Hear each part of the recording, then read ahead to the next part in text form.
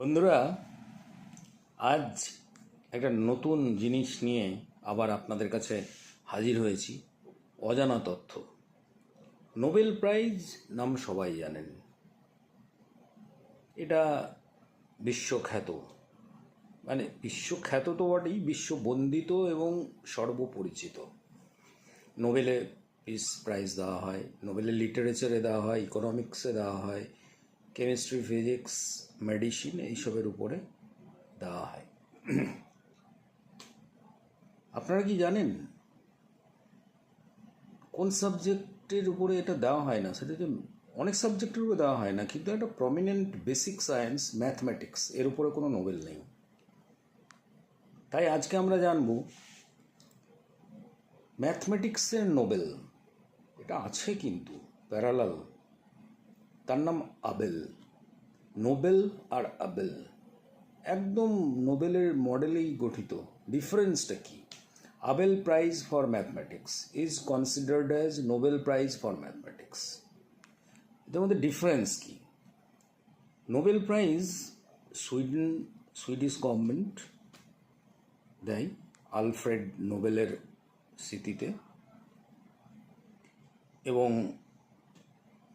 কি আর Abel prize দেওয়া হয়, আবেল প্রাইজ দেয় নরওয়েন গভর্নমেন্ট।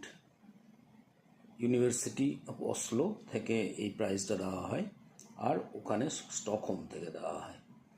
ওটা হচ্ছে আলফ্রেড নোবেলের স্মৃতিতে, আর এটা হচ্ছে রিনাউন্ড ম্যাথমেটিশিয়ান নীল আবেলের স্মৃতিতে। অদ্ভুতভাবে মে মাসে দেওয়া হয়, আর আবেল প্রাইজটা মানিটারি ভ্যালু হচ্ছে অলমোস্ট ইন্ডিয়ান এতে এই 9 crore বা 10 crore আশেপাশে।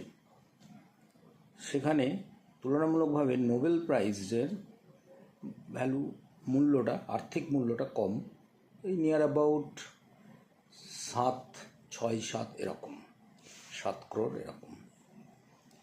তো এইটা আমরা অনেকেই জানি না, ম্যাথমেটিক্সের আবেল প্রাইজটাকে আমরা গুরুত্ব দিই না। লাস্ট ইয়ার 2025 সালে এটা পেয়েছিলেন জাপানের একজন ম্যাথমেটিশিয়ান, নাম তার মাসাকা কাশিওয়ারা।